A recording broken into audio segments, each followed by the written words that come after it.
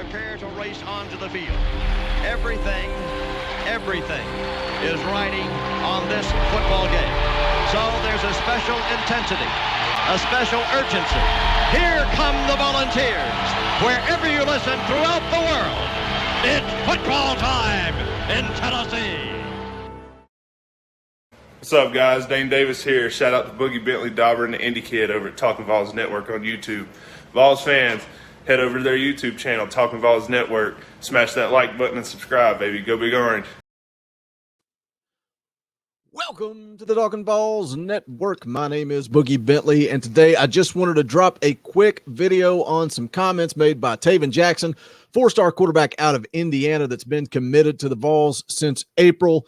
He's actually been competing at the Elite 11 recently. Some nice comments made by Bruce Feldman about that, so we'll take a look at that as well as the comments made by Tayven Jackson. But as always, guys, do me a favor. Go ahead and smash that thumbs up just below the video. If you'll so kindly press that. Also, if you're new to the Talkin VAWLS Network, welcome. We're just three guys that love Tennessee athletics. We're not experts. We're not insiders. We are fans.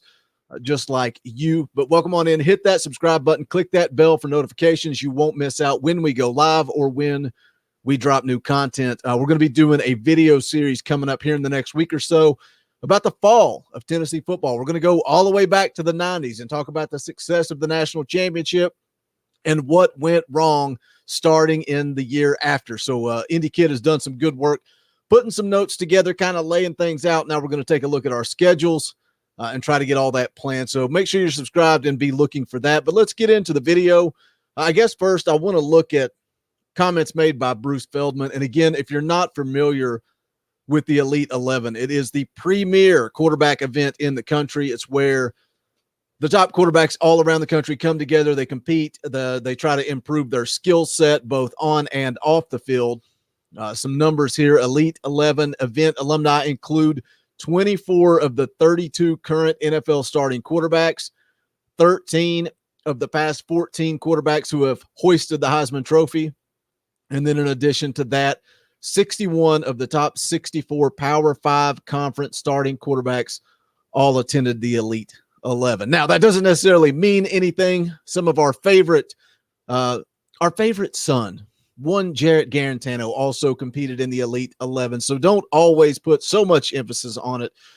But what I like are the comments made by Bruce Feldman on Tayven Jackson's performance. He said, I know Tennessee fans have endured a lot with their program of late, but they have a keeper in quarterback commit Tayven Jackson, a 6'4", 190-pounder. He had a lot of good moments that I saw. Jackson has a quick release, an excellent feet. He's a terrific all-around athlete and has a lot of presence to him. Says he's an outstanding basketball player and golfer too. I liked how he talked to the coaches and former NFL guys at the event. He seemed to have a lot of natural leadership qualities and charisma. This is my favorite line, guys. You ready? I'd bet on this kid being a really good one for Josh Heupel. Now, what does all that mean? What does any of that mean? How does that translate onto the field of play, especially at the college level?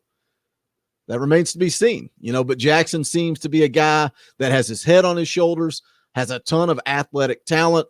But what I really want to look at, this article from Rivals.com, this was written, this posted a day ago, written by Adam Gorney, Rivals.com National Recruiting Director. It says quarterback Tayven Jackson finds perfect fit at Tennessee. Let's take a look at the article here.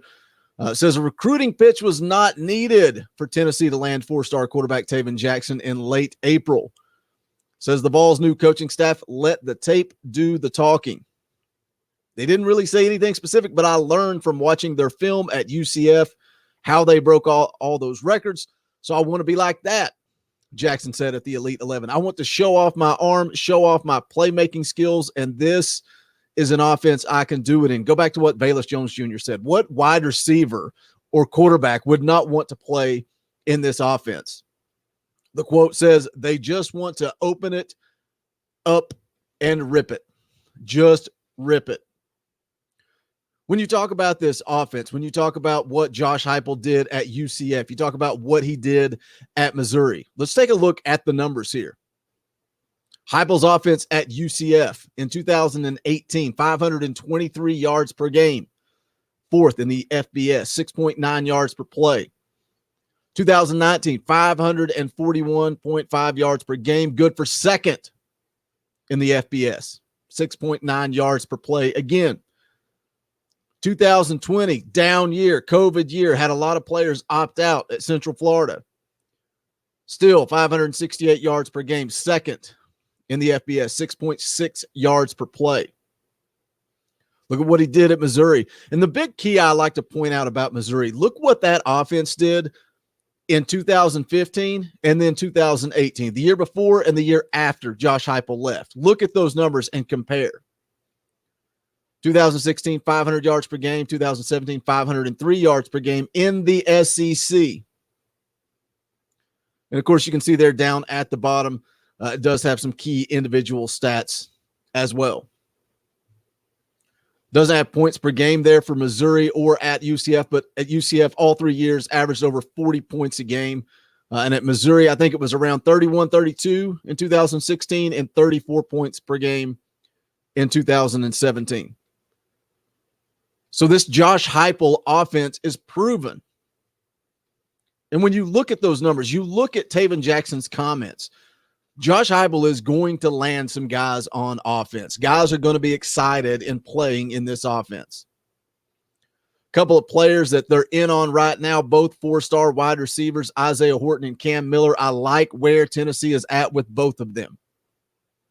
But now, as of late, it sounds like Marquarius White is a guy with a lot of interest as well. Some of you stargazers that like to look at stars, he is only a 3-star, but he also has offers from Alabama and Auburn. And you can see the pieces of the puzzle kind of starting to come together here for recruiting. You're getting some playmakers on the offensive side of the ball. Like I said, I think it's key if they can get Cam Miller and Isaiah Horton both with Tayven Jackson at quarterback. I think that would be a big part of this class of 22 being considered a success. But you also need a guy like Addison Nichols on the offensive line. The kid, it's one of those where you talk about Tennessee needs to win this one. The kid has so many connections to Tennessee. It's one of those that Tennessee needs to land. He's another big part of Josh Heupel's first full class. Can he get those guys on board before the season starts in September? How much different would this class look with guys like Isaiah Horton, Cam Miller, Addison Nichols on board? Let's continue to look at the article here. It says more than 30 schools offered the Greenwood Center Grove standout, but sitting down with position coach Joey Hazel sold him on the vision for Tennessee's offense under the new coaching staff.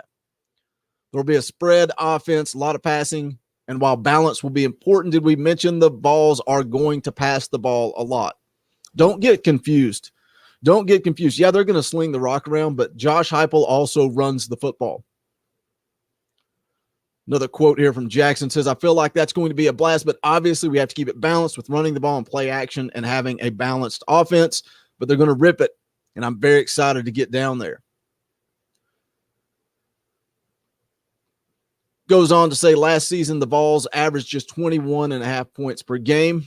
They threw just 14 touchdowns. Only one receiver had more than 22 catches. No receiver had more than 4 touchdowns. Go back to the numbers we looked at earlier. It says at UCF, albeit in an easier conference. That drives me nuts. In an easier conference. A lot of people like to come in and talk about recruiting. Talk about Josh Heupel's lack of recruiting ability. How he can't recruit. Look how many 4-stars he got while he was at UCF. Not very many. Josh Heupel can't recruit. But on the flip side, when you're talking about the success of Josh Heupel's offense, those same people that like to point out that he can't recruit because he was only getting 3 stars, like to point out that it's lack of competition. Easier conference for UCF. So which side of the argument is it? Is it an easier conference? Maybe. Yes. Is he doing it with lesser talent? Yes. So you can't use both sides of that argument. Yes, it's in an easier conference, but it's in comparable talent to what Josh Heupel had. So that in an easier conference drives me nuts. Go look at his numbers at Missouri as the offensive coordinator. The article goes on to say Gabriel threw the ball 413 times for 3,500 yards with 32 touchdowns and 4 interceptions. Jackson sees Tennessee with a strong, this is where you lose me, Tayven. I get a little concerned. He says Jackson sees Tennessee with a strong defense mixed with a new up-tempo offense that has proven it can score elsewhere as the way to winning the SEC East to start. Says, I know our defense is going to be really good. Jackson said Oklahoma did it, and they won games. Obviously, as fans, we all have huge concerns on defense. Absolute disaster last season. Plus, you look at the roster turnover. I do think that Josh Heupel has done a good job going through the transfer portal, replacing some of that talent that left. But there's also a big unknown. We have no idea what to expect out of Tim Banks as a defensive coordinator. You know, every report coming out of the spring was positive as far as staff chemistry. But is this going to be a Sal Sunseri type defense where the wheels just completely fall off? Or are they going to do enough? Will they be able to do enough for Josh Heupel's offense to win some shootouts? We just honestly, we don't know what to expect when it comes to Tim Banks and calling plays. But one thing that I do like for this Tennessee defense is Rodney Garner coaching that defensive line. And I think it's pretty clear. I think you can see the writing on the wall when in spring Rodney Garner was not happy. And then they go into the transfer portal and they add big Dejon Terry. They add the kid from USC. And then shortly after, we see guys hitting the transfer portal. The writing was on the wall. I also like Willie Martinez coaching the defensive backs. But my question is, when it comes to recruiting, are they going to be able to sell this defense? Because it's kind of the opposite side of the coin when you talk about Josh Heupel's offense, the excitement that's going to be there this fall, being able to land guys like Tayven Jackson, Isaiah Horton, Cam Miller. Are guys going to want to come play offense for Josh Heupel? Absolutely. The offense sells itself. Are they going to be able to sell this defense? That is another big question mark. I think it's probably going to determine whether or not Josh Heupel is successful at Tennessee. Can Rodney Garner go win over a guy like Walter Nolan or a Caden Curry? I don't know. But once this team takes the field this fall, I think a lot of recruits on offense are going to be excited. But the real question mark is going to be that defensive side of the ball. So when you read the article about Tayven Jackson's comments, it sold itself. But are they going to be able to do that on defense? Only time will tell. That's going to wrap it up for this one, guys. Do me a favor, smash that thumbs up on the way out the door. Again, make sure you're subscribed. We're going to be dropping that Fall of Tennessee video series coming up soon, so be on the lookout for that. But that's going to finish it up for this one. This is the Talkin' VAWLS Network. My name is Boogie Bentley. Go Big Orange. The